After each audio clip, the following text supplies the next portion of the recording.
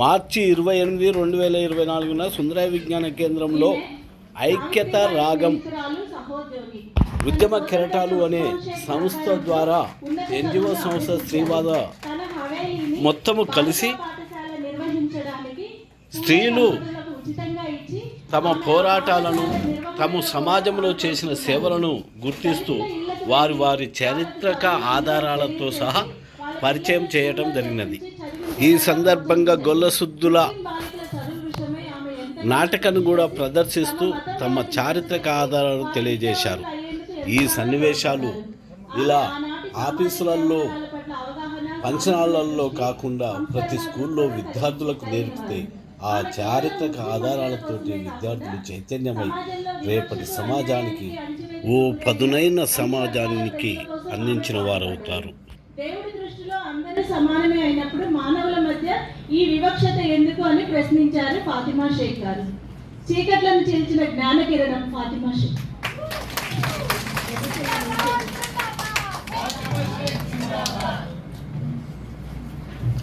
చాకలి ఐలమ్మ ఈమె తొలి భూ పోరాటానికి భూస్వామ్యానికి వ్యతిరేకంగా తిరుగుబాటుకు దారి తీసి ఎంతో మందిని ఉత్తేజితులను చేసింది.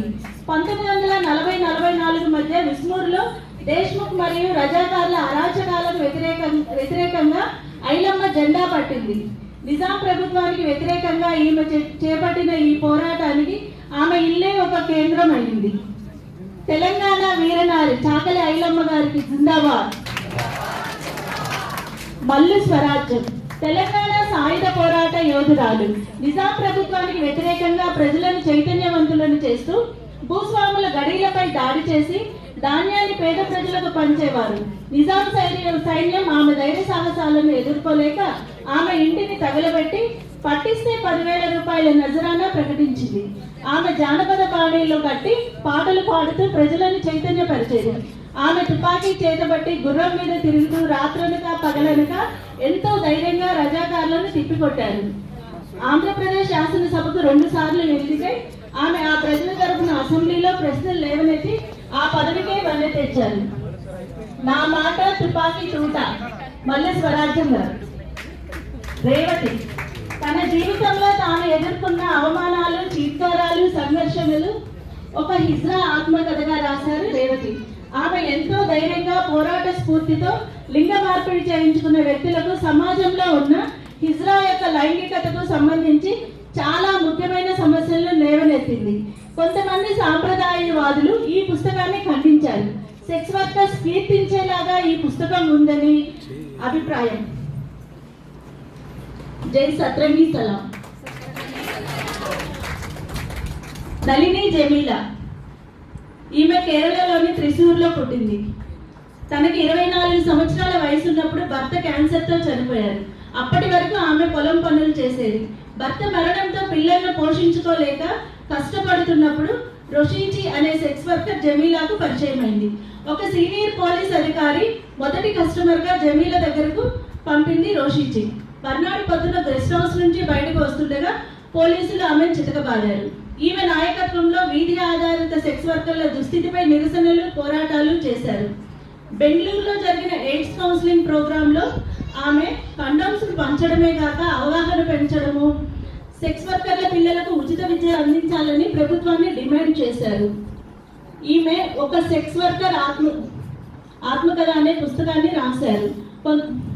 Romantic encounters of a sex worker అనే పుస్తకము ఈమె రాసిన ఈ పుస్తకము అనేక జాతీయ భాషల్లో కూడా ప్రచురితమైంది. ఆదివాసీ హక్కుల కోసం గళమెత్తిన మహిళ సోనీ సోరి. ఈమె ఒక ఆదివాసీ స్కూల్ టీచర్. ఆమ్ ఆద్మీ పార్టీలో లీడర్గా ఉన్నారు. 2011లో పోలీసులు మావోయిస్టుల కార్యకలాపాలతో సన్నిహిత సంబంధాలు ఉన్నాయని ఆమెను అరెస్ట్ కూడా చేశారు. ఈమెను చాలా హింసకు, లైంగిక వేధింపులకు గురి చేశారు.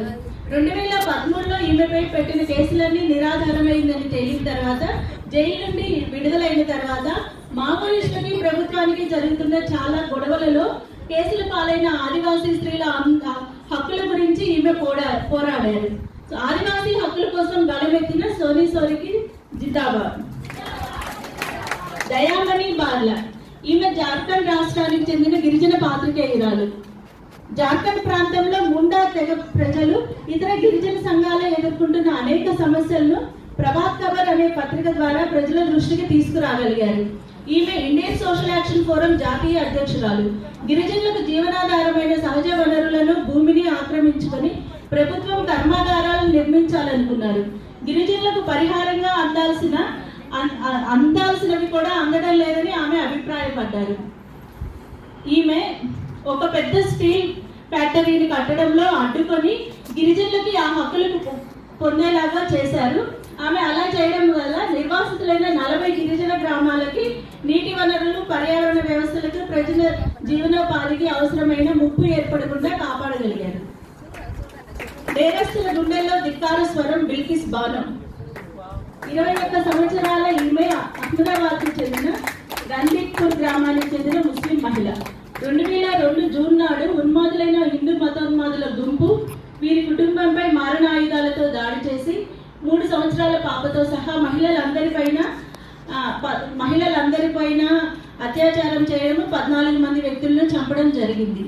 అయితే ఫిబ్రవరి 27న గోద్రా రైల్వే స్టేషన్లో జరిగిన సంఘటన కారణంగా చుట్టుపక్కల గ్రామాల్లో ఈ విధంగా హింస, ఉద్రిక్తత చోటు చేసుకుని ఎందరో మైనారిటీలపై ఇలాంటి మారణకాండ జరిగింది.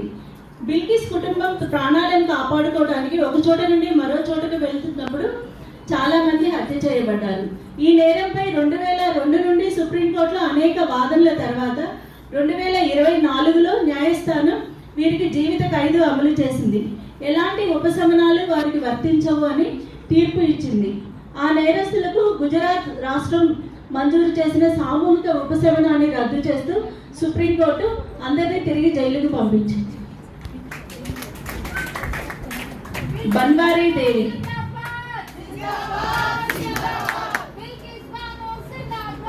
జిందాబాద్ జిందాబాద్.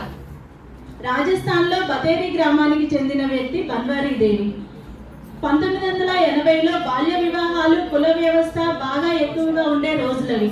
1985లో ఆమె రాజస్థాన్ ప్రభుత్వంలో ఉమెన్ అండ్ డెవలప్మెంట్ విభాగంలో గ్రామ స్థాయి కార్యకర్తగా పనిచేస్తున్నారు.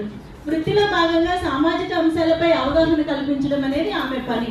ఆ ఊరిలో ఒక భూస్వాముల కుటుంబంలో ఒక బాల్య వివాహం జరుగుతుంటే దాన్ని అడ్డుకున్నారు. అది సహించని భూస్వామ్య కుటుంబం ఆమె భర్తతో కలిసి వెళ్తుండగా ఆమె భర్తను కొట్టి ఆమెను సామూహికంగా అత్యాచారం చేశారు. ఈ అన్యాయంపై ప్రభుత్వం ఏ చర్య తీసుకోకపోవడాన్ని నిరసిస్తూ ఎన్జిఓలు దేశవ్యాప్తంగా ఆమెకు మద్దతుగా ర్యాలీలు తీశారు. స్త్రీలు పనిచేసే చోట లైంగిక వేధింపులు ఎదుర్కొంటే ప్రభుత్వమే అవి జరగకుండా బాధ్యత తీసుకోవాలి అని విశాఖ గైడ్ లైన్స్ రూపొందించి జస్టిస్ వర్మ అనే ఒక కమిషన్ ద్వారా ఇవాళ మనం అందరం కూడా ఒక చట్టాన్ని తీసుకొచ్చి అందులో చాలా మంది న్యాయం పొందగలుగుతున్న చట్టం ఏంటంటే స్త్రీలకి పనిచేసే చోట లైంగిక వేధింపులకి వ్యతిరేకంగా ఒక చట్టాన్ని తీసుకురావడం అనేది బన్వారీ దేవి మీద జరిగిన ఆ చర్య వల్లనే ఇప్పుడు ఈ చట్టం రాగలిగింది. దీనివల్ల మనందరికీ చాలా న్యాయం అనేది జరుగుతుంది. జై హింద్ బన్వారీ దేవి. మేధా పాట్కర్. నర్మదా బచావో ఉద్యమంతో పేరుగాంచిన సామాజిక ఉద్యమకారిణి. నర్మదా ర్యాలీ డెవలప్మెంట్ ప్రాజెక్ట్ భారతదేశంలోని మధ్యప్రదేశ్, గుజరాత్ మరియు మహారాష్ట్రలో పెద్ద ఆనకట్ట వేయాలని పెద్ద ఎత్తున ప్రణాళిక వేశారు. నర్మదా బచావో ఆందోళన అనే ఉద్యమం ద్వారా నిర్వాసితులకు న్యాయం జరగాలి, ప్రకృతి వనరులను రక్షించాలి, పెద్ద పెద్ద డ్యాంలు పర్యావరణానికి తీవ్రమైన ముప్పు అని ప్రపంచం దృష్టికి తీసుకువచ్చారు. జీవించడానికి మరియు జీవనోపాధికి సంబంధించిన హక్కుల గురించి కోర్టులో పోరాటం ఆమెకి 1992లో గోల్డ్మన్ ప్రైజ్ ఇచ్చి సత్కరించారు. మొగులమ్మ.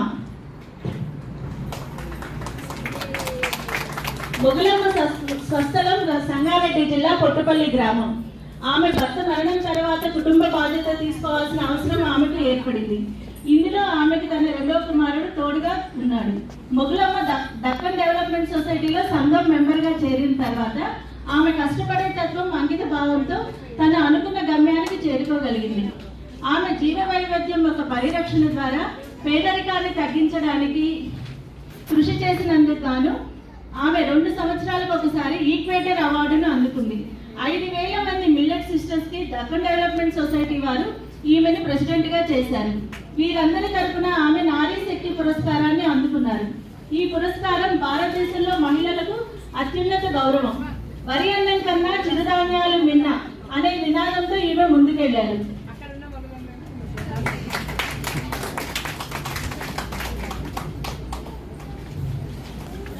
గౌరీ లంకేష్